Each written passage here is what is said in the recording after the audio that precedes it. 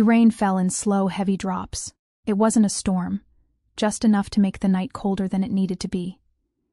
Lena pulled her coat tighter. Her fingers shook, but not from the weather. It was fear. Real, bone-deep fear. She had grown up avoiding trouble. She followed rules. She studied. She stayed invisible. But fate didn't ask for permission. The black car waited at the curb like a shadow with headlights. She saw the man standing beside it, tall, broad, sharp suit, and eyes that didn't look at her. They looked through her. Marco Vitali, the name people whispered in the city, the man no one said no to. Mafia boss.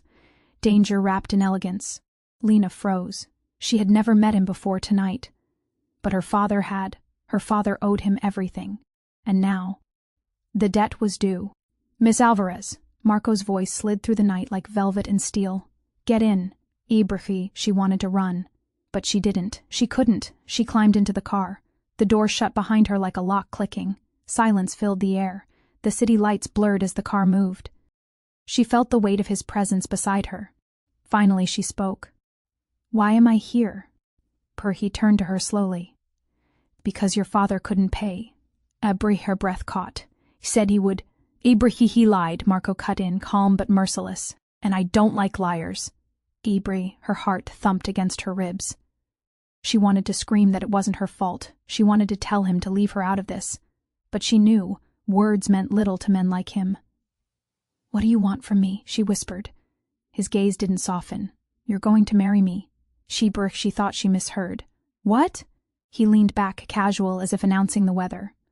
"A deal. Your father's debt erased. My name on your finger. You'll be my wife." Lena shook her head. "This is insane." "No," he replied, voice low. "This is business."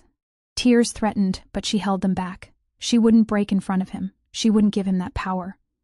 "I don't love you," she said. "I don't expect love," Marco answered. "Don't expect it from me either." Those words burned into her. They were a warning. A promise. A line drawn in the dark. The car stopped in front of a mansion that looked more like a fortress. Stone walls, iron gates. Guards stood like statues. She stepped out slowly, her world spinning. Inside, everything was too bright. Marble floors, chandeliers, luxury that didn't feel warm, just cold, expensive, intimidating. A woman greeted them, older, graceful, but with eyes just as sharp. "Marco," she said, kissing his cheek. "And this must be the bride, a bride." The word punched her stomach. Lena forced a polite smile.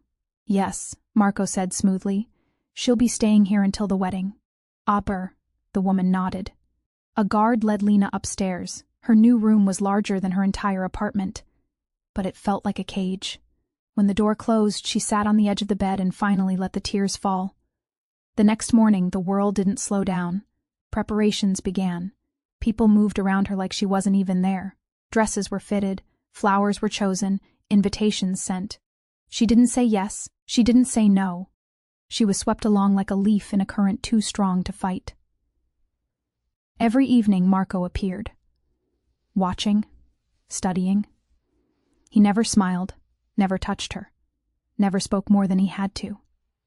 Yet, there was something about him, something she couldn't read, like a book written in a language she almost understood. One night, she found the courage to ask, "Why me?"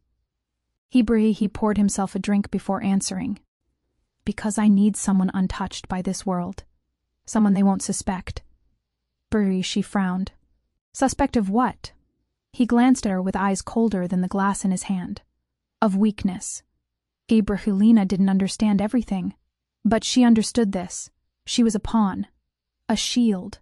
A name to add to his empire. She hated him for it. But somewhere deep inside, a part of her was curious. Why did someone so powerful look so alone when he thought no one was watching? The wedding day came faster than she expected. Her reflection in the mirror startled her. The white dress, the veil. She looked like a bride, but she didn't feel like one. Her father wasn't there. He had vanished after handing her over. Coward. Her hands trembled as the doors opened. The music played. Every step down the aisle felt heavier than the last. Marco stood at the end, black suit, icy gaze, like a king waiting for a subject, not a groom waiting for a bride. When she reached him, he leaned closer. "You can still run," he whispered. Her eyes widened.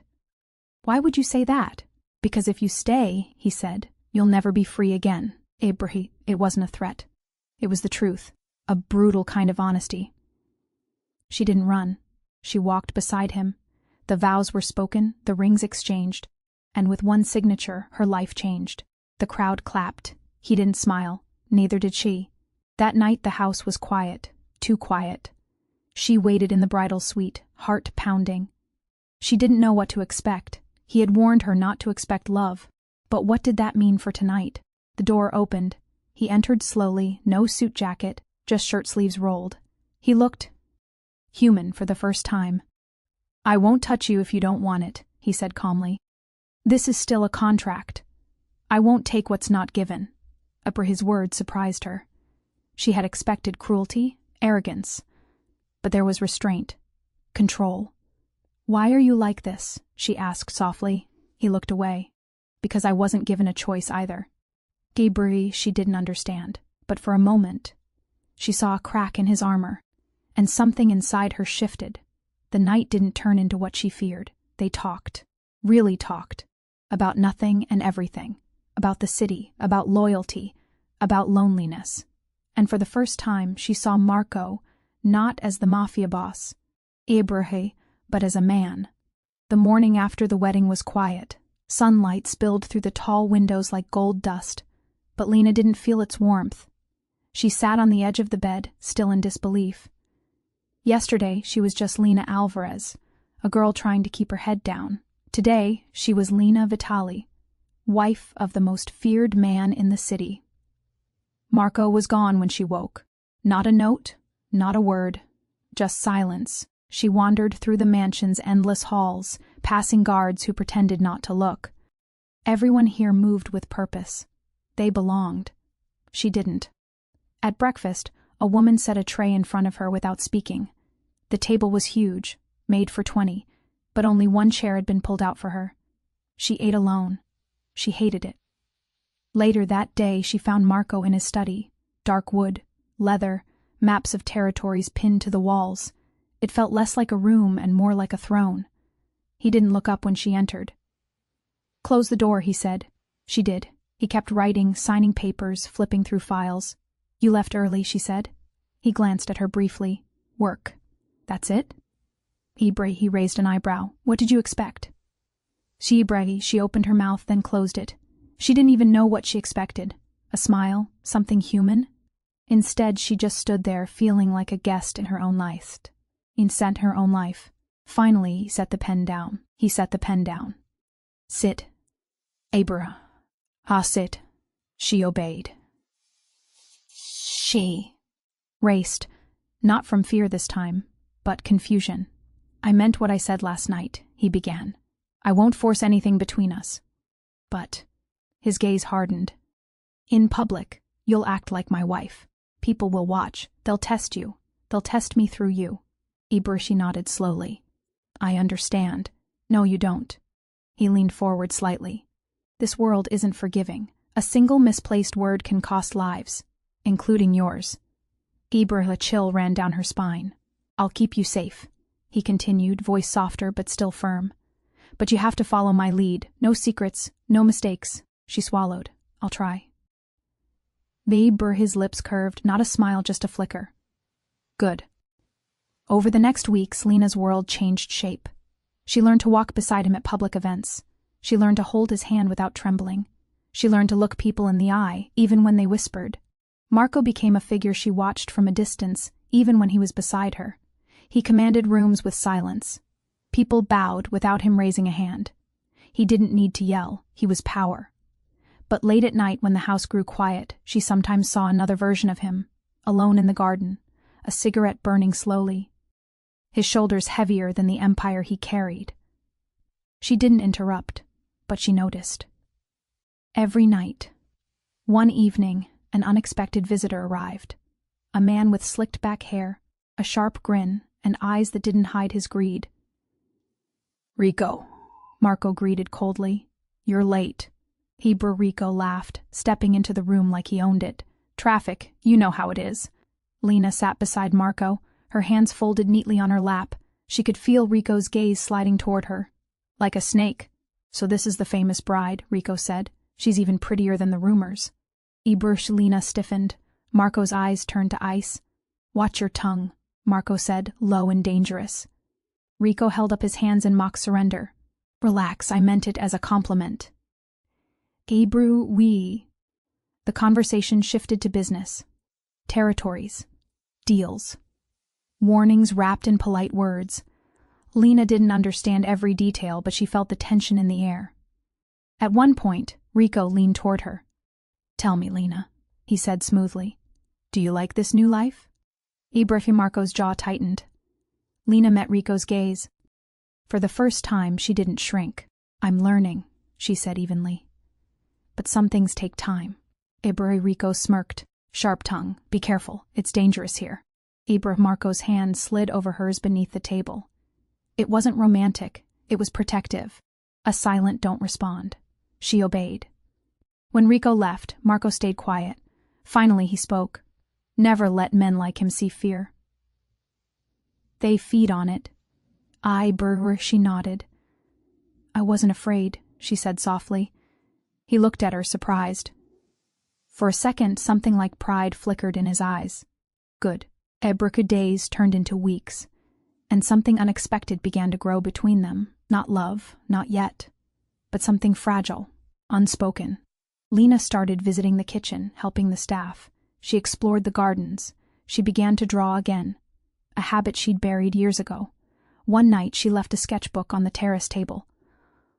When she came back, Marco was sitting there, flipping through the pages silently.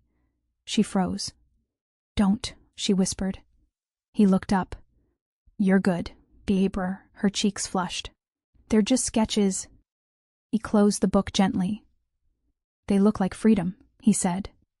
She didn't know how to respond to that. No one had ever said anything like it before. One afternoon, Marco took her with him to a meeting outside the city. Warehouse district. Gray skies. She didn't know why he brought her, but he simply said, You need to see what this life means. Inside the warehouse, men gathered around a table. Money. Weapons. Power. Marco moved through them like a storm in control of itself. A man named Victor stepped forward, challenging his authority. Lena saw it in the way his shoulders squared, the way his eyes narrowed. Vitali, Victor spat. You think marriage makes you untouchable? Marco's voice dropped. I think you're testing a limit you can't afford to cross. Tension crackled. Lena stood at the edge, heart pounding. Then everything happened fast. A gun flashed. Marco moved quicker. A shot rang out. Victor dropped to the floor. Silence. Lena's breath came in sharp gasps. Her vision blurred for a second. She'd known who Marco was, but seeing it, feeling the violence in the air, shook her. On the drive back, the car was silent. Finally, he spoke. You scared? She stared out the window. Yes. He didn't apologize. He didn't comfort her. But his voice softened. Good. Fear keeps you alive here. Don't ignore it. She turned to him. Is this who you are all the time? He met her eyes. This is who I have to be. Something in her chest ached. Not because of what he did, but because she realized he didn't enjoy it. He endured it. That night she couldn't sleep. She went to the balcony, the city lights stretching endlessly below. She whispered to the night, What am I becoming? She didn't hear him approach, but suddenly Marco stood beside her, hands in his pockets. Quiet. You shouldn't be out here alone, he said. I needed air, she replied. He studied her profile. You saw something today most people never survive to talk about. I don't know if I can live in this world, she admitted. He was silent for a long moment. Then he said something unexpected. Neither did I. At first. She looked at him, startled. He continued. I was 17 when I inherited everything. Blood, debt, power. I didn't choose it, it chose me. She whispered. And now you're trapped in it. His jaw clenched. I built walls to keep people safe. Not everyone stays behind them. For the first time, she saw him not as a monster, but as a man carrying the weight of generations. And something inside her cracked. She reached out and touched his hand. Just lightly, not as his wife, as someone who finally understood. He didn't pull away. Weeks passed. People around them started noticing the change. The way Marco looked at her differently. The way she no longer flinched under pressure. One evening, as they stood together at a party filled with dangerous men and glittering lights, Rico appeared again. This time, his grin was sharper. "Beautiful couple," he said. "Almost makes me believe in fairy tales."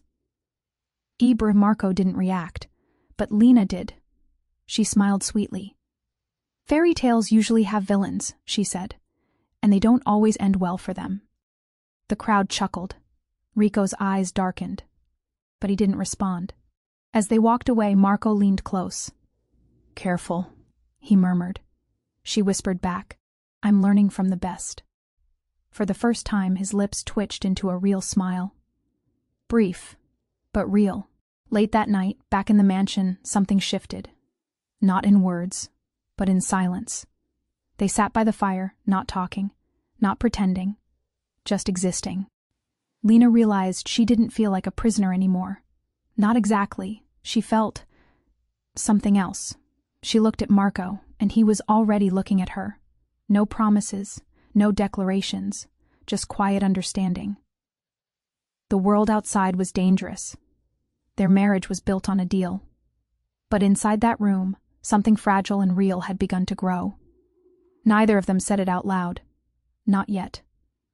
But it was there. Autumn crept into the city quietly. The air grew colder, the nights came earlier. And inside the Vitali mansion, something was changing too. Lena no longer woke up terrified. She no longer wandered the halls like a stranger. This place, which once felt like a cage, now felt familiar. Not safe, but familiar. Marco's presence no longer made her shiver. She'd learned the rhythm of his silence, the weight of his gaze, the unspoken rules in the air. She didn't belong to his world yet, but she wasn't completely outside of it anymore. One night, Marco returned later than usual. His shirt was blood-stained. Not his, someone else's. Lena froze when he entered the room. For a moment, all the fear she'd buried came rushing back. He stopped when he saw her, his jaw clenched. He didn't explain, he just walked past her toward the bathroom. But something inside her wouldn't let him disappear behind that door again like a ghost. She followed. "Marco," she whispered. He didn't answer. She stepped closer. The water ran. He began scrubbing his hands, his sleeves, his reflection. "Marco," she said again, firmer this time. He looked up. Their eyes met in the mirror. There it was again, the man beneath the armor. Tired, haunted.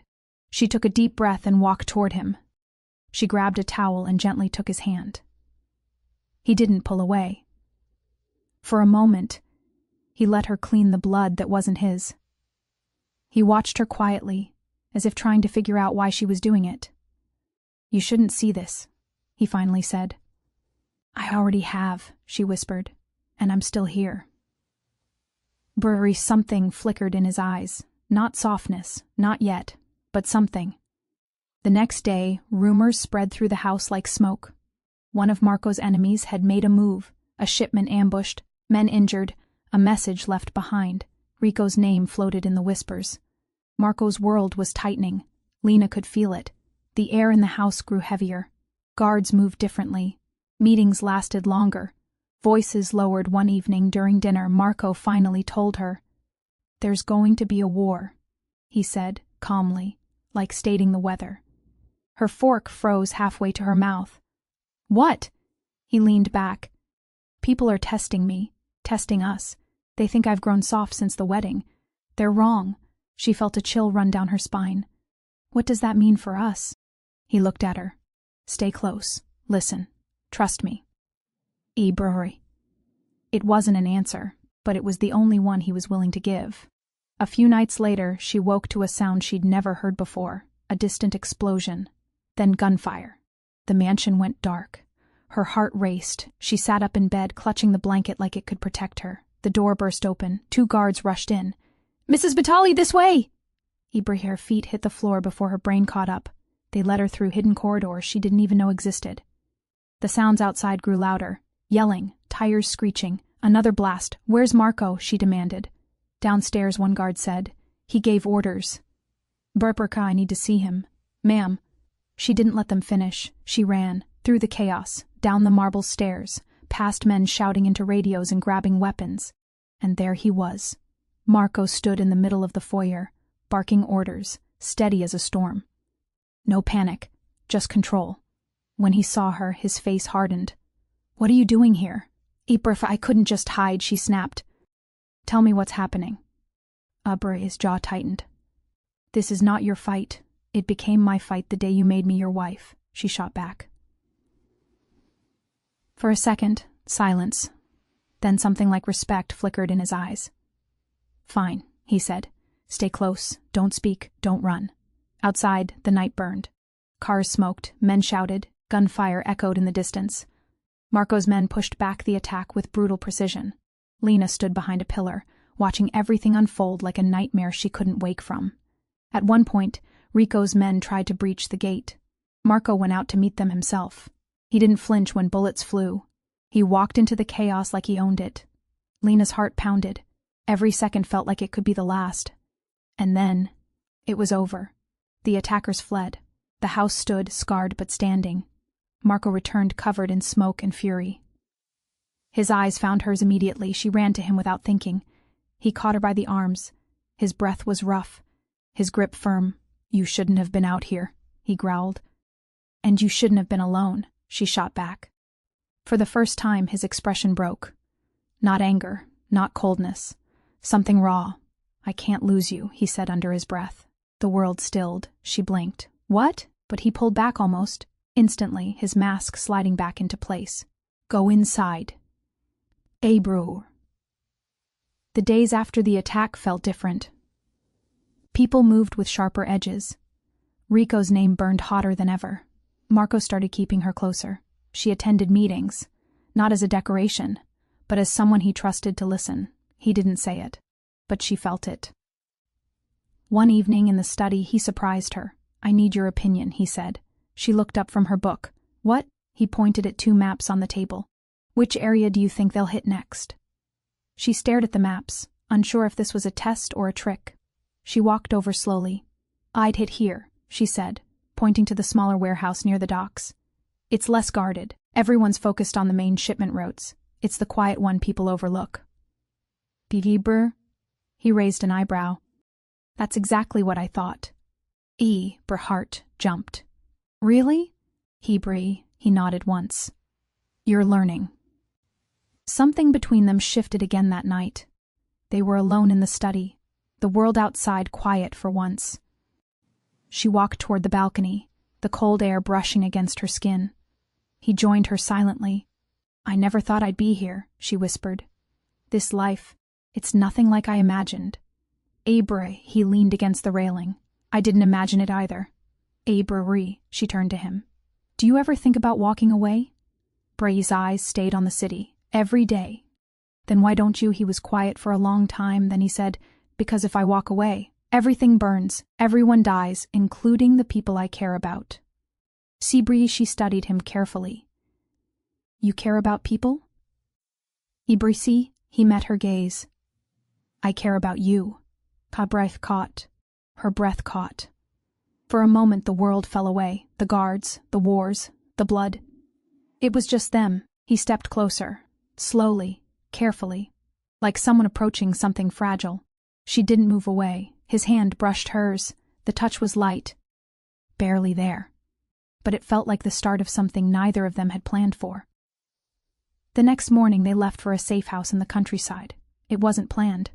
Marco simply walked in and said, "Pack a bag, we're leaving." Why? Because war's coming, and I need you alive.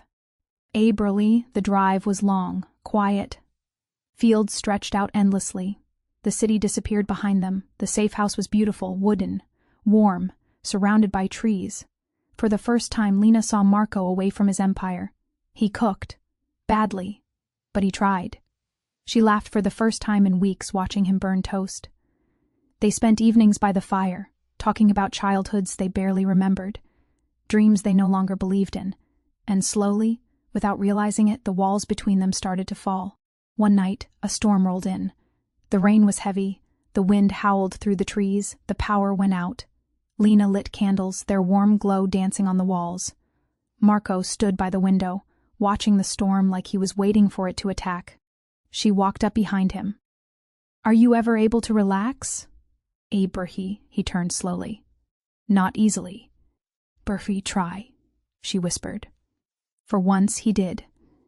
They sat together near the fire. The storm raged outside, but inside it was quiet. She rested her head against his shoulder. He didn't move. Then slowly, carefully, his arm wrapped around her. No words, no declarations, just warmth. For the first time, Lena felt something she never thought she'd feel again. Safe. Not because the world was safe, but because he was beside her.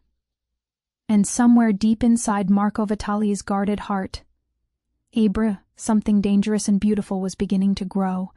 The safe house became their quiet world. Far from the gunshots, far from the whispers. For the first time, Lena saw Marco laugh. Not loud, not carefree, but real. And it scared her. Because every day she spent here, her heart betrayed her a little more. He was dangerous, ruthless, feared. But he was also the man who burned toast to make her smile. The man who stood in storms like he could hold the sky together. The line between hatred and love blurred silently. One morning, Lena woke early. The fog outside wrapped the house like a soft blanket. She stepped outside, barefoot, feeling the wet grass between her toes. She didn't hear Marco at first, but she felt him. "You'll catch a cold," he said behind her. She turned. He leaned against the doorway, mug of coffee in hand, shirt slightly unbuttoned. No suit, no guards, just a man. She smiled softly. "Maybe I like the cold." He walked toward her slowly, his boots crunching the grass. When he stood beside her, their shoulders brushed. The morning felt still. "You've changed," he said quietly. "So have you." He didn't deny it. He just looked at her in a way that made her heart race. It wasn't possession, it wasn't calculation, it was something honest. The peace didn't last. Marco received a call late that night. His face hardened as soon as he answered. Lena watched from the couch, her chest tightening. "What's wrong?" she asked when he hung up. "They made their move," he said. "Rico?" He nodded. "They're coming for the docks. Tonight." She stood. "Then we go back." He shook his head. "No, you stay here." Marco. "Berhi, this isn't up for debate," he said sharply. "I can handle Rico. You're safer away from this." She stepped closer. "I'm not the same scared girl you dragged into that car." "Don't push me out like I don't matter." His jaw tightened. Her words hit something deep. "This isn't about you not mattering," he said slowly. "It's about me not being able to fight if I'm worried about where you are." Her breath caught. He didn't say love. But it sounded dangerously close. "I'll wait," she whispered. He nodded once. "Lock the doors. Don't open for anyone except me." Then he left. The hours stretched like shadows. Lena paced the safe house, listening to the storm build outside. She checked her phone. No messages, no calls. Every creak in the house made her heart jump. Every gust of wind sounded like danger. She sat by the fire, wrapping herself in a blanket. Her thoughts spun wildly. Why am I so scared for him? When did this happen? When did I stop wanting to escape and start wanting him to come back? It was almost dawn when she heard the car. Gravel crunching. Headlights sweeping across the wall. She ran to the door before remembering his warning. She hesitated. Then she heard his voice. "Lena, it's me." She unlocked it quickly. Marco stumbled in, exhausted. Blood smeared his sleeve, dirt on his boots, his shirt half torn. Her heart lurched. "Marco!" He waved her off. "It's not mine." She grabbed his arm anyway, forcing him to sit on the couch. Her hands shook, but her voice was still. He didn't argue. She cleaned the cuts on his hands, bandaged his arm. The whole time he stared at her quietly. "You're not afraid anymore," he said softly. She glanced up. "Maybe I should be, but you're not." She didn't answer. She didn't need to. When she finished, he caught her wrist gently. His fingers were rough, but the touch was careful. "I thought about you the whole time," he said. The confession slipped out like a secret. Her breath caught. She whispered, "Why?" He leaned closer. "Because for the first time, someone is waiting for me to come home." Ibrahim. Silence wrapped around them like a fragile thread. The fire crackled softly. Rain tapped against the window. She could have pulled away. She could have broken the moment. But she didn't. His hand slid up, cupping her face, slowly, carefully, like asking permission. She closed her eyes. Their lips met in a kiss that wasn't rushed. It wasn't the dangerous heat of the city. It was something deeper, softer. For the first time, their walls didn't just crack. They crumbled. The next morning felt different. Sunlight poured through the windows like it was blessing something new. Lena woke to find Marco already awake, sitting at the kitchen table. He wasn't reading files or making calls. He was just staring at her sketchbook. "You drew this last night?" he asked when she walked in. She nodded sleepily. "I couldn't sleep." He traced the lines gently. It was a drawing of the safe house, the fire, the storm, and in the middle 2 silhouettes side by side. "It feels like peace," he said. "It is," she whispered. He looked at her then, really looked, and she knew, without words, that something between them had changed forever. Days passed in a quiet rhythm. For once, life wasn't measured in gunshots or threats. It was measured in morning coffee, soft laughter, and the way their eyes met across the kitchen table. Lena found herself painting again. Marco fixed the broken fence outside. They didn't say it out loud, but both knew this was more than a hiding place. It was becoming home. One afternoon, Lena sat by the window, watching the rain. Marco joined her, leaning against the frame. "You always stare like the world is telling you secrets," he said. She smiled faintly. "Maybe it is." He tilted his head, watching her instead of the storm. "And what is it saying now?" "That I'm where I'm supposed to be," she whispered. His chest tightened. He wasn't used to soft words. He was used to orders, threats, lies. But from her, every simple line carried weight. He reached out, brushing a strand of hair behind her ear. She didn't flinch. She leaned into the touch. That night, Marco sat alone by the fire after she'd gone to bed. The flames flickered against his sharp features. He thought of the man he used to be, cold, controlled, untouchable. The world feared him, but no one waited for him. Now a single girl's presence could shake everything. He hated it. He needed it. He couldn't decide which scared him more. He didn't notice Lena walking down the stairs until she spoke softly. "You're awake." He looked up. She stood there in one of his shirts, oversized and falling past her knees. Her hair was messy, her eyes sleepy. She looked nothing like the terrified girl from before. She looked like she belonged. "I couldn't sleep," she said, walking toward him. He smiled slightly. "Neither could I." She sat beside him on the couch. For a while, neither spoke. The fire said enough. Finally, she whispered, "Do you ever think about after?" "After?" He glanced at her. "After what?" "This, the war, the danger, everything." He exhaled slowly. "I've never had an after. My life has always been now. Survive today, dominate tomorrow. Ibrahim, and now?" "Ibrahim." He looked into her eyes. For the first time, "I want to imagine something else." Her heart skipped. "Like what?" Ibrahim reached for her hand, their fingers intertwined, naturally. "Like a world where I don't have to warn anyone not to love me." The world outside didn't stop for them. News came the next morning. Rico's men had regrouped. The threat wasn't over. It was only paused. Marco gathered his men in the living room. Lena stood quietly in the corner, watching the side of him she'd almost forgotten, commanding, fearless, calculated. But now she saw something else too, hesitation. He kept glancing at her like a man who'd found something to lose. "We strike before they do," Marco said firmly. "No more hiding, no more waiting." Ibrahim, his men nodded, trusting him without question. After they left, "Are you sure?" "Ibrahim have to be," he said. She touched his arm. "Be careful." He met her eyes. "I will. I have a reason now." Ibrahim, the night of the confrontation, came fast. Marco dressed in black, holster strapped, knives hidden. Lena helped adjust his collar like a quiet ritual. When she looked up at him, Her throat tightened. She wanted to say, "Don't go." She wanted to say, "I love you." But she didn't. She only whispered, "Come back to me." His reply was a low promise. "I will." Then Bree left into the night. The fight at the docks was brutal. Gunfire echoed across the empty containers. Rain poured, turning the ground slick. Marco moved like a storm. His men followed, taking Rico's crew by surprise. But Rico was cunning. He slipped through the chaos, disappearing into the shadows. Marco found him near the pier, gun aimed, smile twisted. "So the king finally left his castle," Rico sneered. "You're done," Marco growled. They circled each other like predators. Two men with history, two men with nothing to lose. Rico lunged first. The fight was fast, violent, close. Blades flashed. Blood splattered.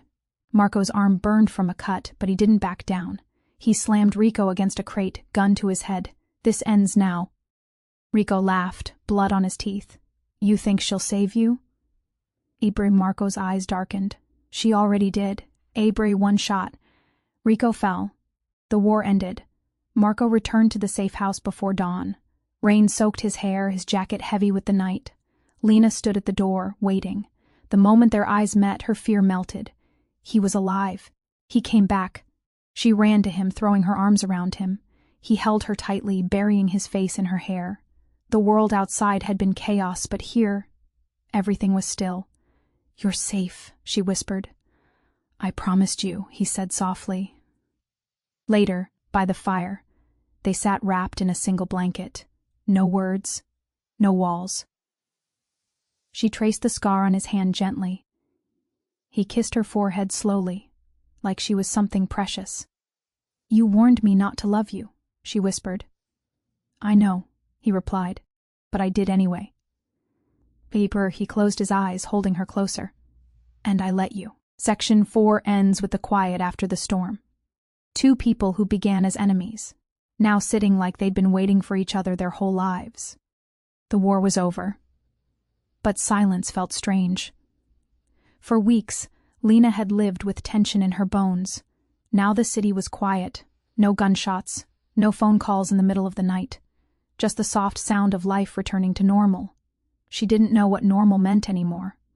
Marco moved through his mansion like a man seeing it for the first time. Without Rico's threat, the air was lighter. His men relaxed, deals stabilized. But inside him, something shifted too. He'd spent his life building walls. Now, for the first time, he wondered what it would mean to build something else, something lasting, and every thought came back to her. Lena stood on the balcony one morning, staring at the sunrise. She wore one of his shirts again, a breeze playing with her hair. The city stretched below, golden and alive. Marco stepped behind her silently. His arms slid around her waist, pulling her against his chest. She didn't flinch. She leaned back, eyes closing softly. "You're quiet," he murmured against her ear, just thinking. "Burup, abrika us." She turned in his arms, facing him. Her hands rested on his chest, feeling the steady heartbeat beneath. "When I came into your world, I hated you," she whispered. "I know. I thought you were nothing but danger. I was. Ain'tly, and yet, here we are." He cupped her face, thumb brushing her cheek. "Here we are." That night, Marco hosted a gathering at his mansion. His closest men. Trusted allies. The first peaceful celebration in years. Lena stood beside him, dressed in soft silver, glowing under the lights. Whispers filled the room. The boss brought her. She changed him. "He looks happy." Marco didn't care what they said. He held her hand openly for the first time. To the outside world, it was a statement of power. To him, it was something deeper. Later, after the guests left and the music faded, they sat in the empty hall. Lights dim, shoes abandoned, laughter echoing faintly. Lena leaned her head on his shoulder. "I never thought I'd see you like this," she teased softly. He raised an eyebrow. "Like what?" Relaxed. "Almost human." He chuckled low. "Careful, you'll ruin my reputation." She smiled. Too late. Then. His expression shifted. Serious. Intent. "Something I need to hurriedly." She lifted her head, heart skipping. "What is it?" He stood, reaching into his jacket. When he turned back, there was a small black velvet box in his hand, Her breath caught. "I spent years ruling by fear," he said slowly. "I never imagined I'd want something real, someone real, Erp." He opened the box. Inside, a simple but stunning ring. Elegant, bold. "Lena, marry me." She stared at him, stunned. Tears gathered in her eyes before she even realized. "You're serious?" she whispered. "I've never been more serious in my life." Her hands trembled. This wasn't the world she imagined as a girl. It was darker, messier, dangerous. But it had him, and her heart had already chosen. "Yes," she breathed. The word hung in the air like a promise. He slipped the ring onto her finger slowly, almost reverently. Then he pulled her into his arms, kissing her forehead with a gentleness that shattered the last of her walls. The wedding preparations began quietly.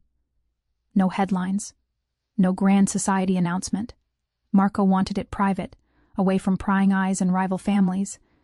Lena didn't need a crown or a ballroom. She just wanted him. She found herself laughing more these days, planning flowers, choosing a dress, walking through halls she once feared, now sketching ideas for how to make them theirs. Marco watched her from afar sometimes. The woman who had once been his captive now filled his world with light. The night before the wedding, Lena couldn't sleep. She wandered into the garden, the moon lighting the path. The air smelled like roses. Marco found her there, barefoot on the grass. "You should be resting," he said. "So should you," she replied softly. He joined her, hands in his pockets, watching her with that look he reserved only for her. The look that said, "You are my quiet in the chaos." "Are you nervous?" he asked. She shook her head. "No, just thinking how strange life is." "Ibri," he nodded slowly.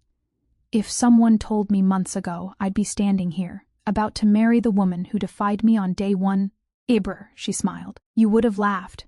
Ibr, I would have thought they were insane." Hebr, she took his hand. "And now? Now I'm the insane word," pulling her closer. "Because I can't imagine a world without you." They stood under the stars, wrapped in quiet. No Mafia titles, no blood on their hands. Just two people who'd found love where they least expected it. The wedding day arrived quietly. No grand announcement, no paparazzi, just whispers among those who mattered.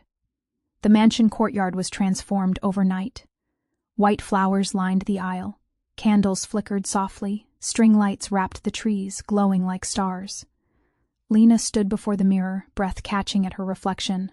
The dress was simple, soft lace, flowing like a dream.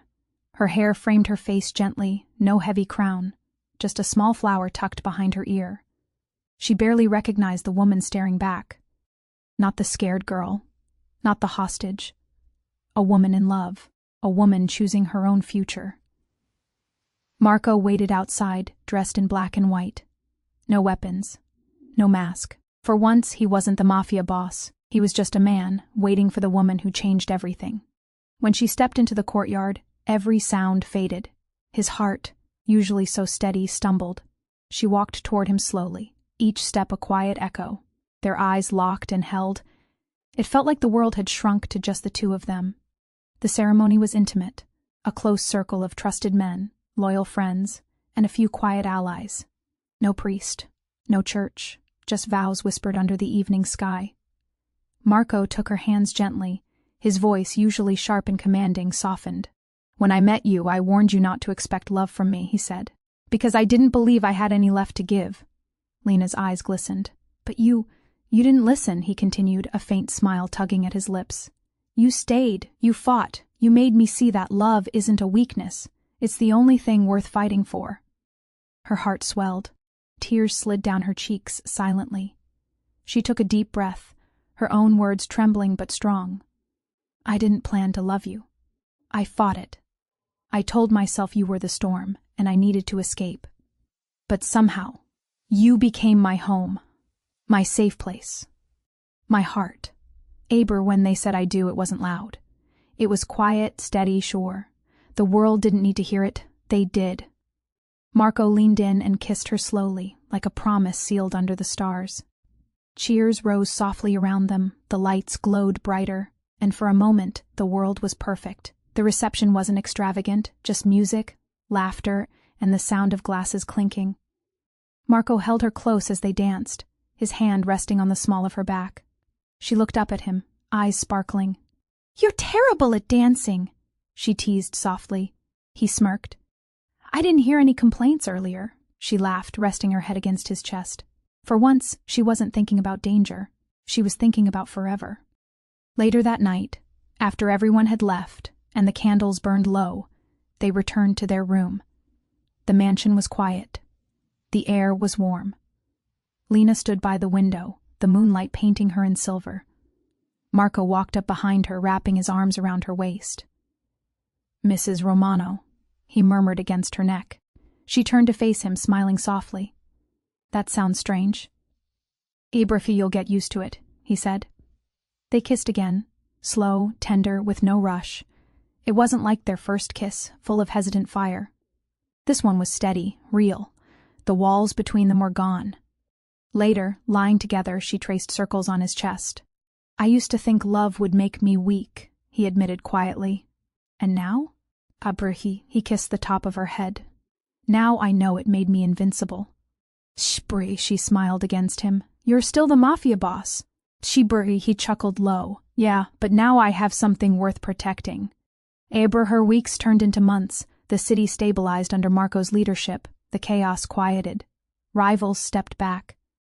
Lena began opening art workshops for street kids, something she'd always dreamed of. Marco silently funded them, watching from afar, never interfering. She had her own strength, and he loved that about her. They built a world that didn't erase who they were. It embraced it. It turned scars into stories. One evening, months later, they stood on the same balcony where everything had changed. The sky burned orange as the sun dipped low. She leaned against him, hands resting on the railing. "Do you ever think about how it started?" she asked. "All the time," he said. "And?" Ibrahim smirked faintly. "I think you were the most dangerous thing that ever walked into my life." "Ibrahim," she laughed softly. "And you were the most terrifying." "Bria, now?" Ibrahim, she turned to him, eyes warm. "And now I can't imagine a world without you." He kissed her forehead, holding her close. The world below kept moving, but up here, time stood still. Marco once warned her not to expect love. He built walls. She broke through. And on their wedding night, something inside both of them shifted forever. The Mafia boss who swore he couldn't love, Ibrahim, and the woman who refused to run. Together, they rewrote their fate,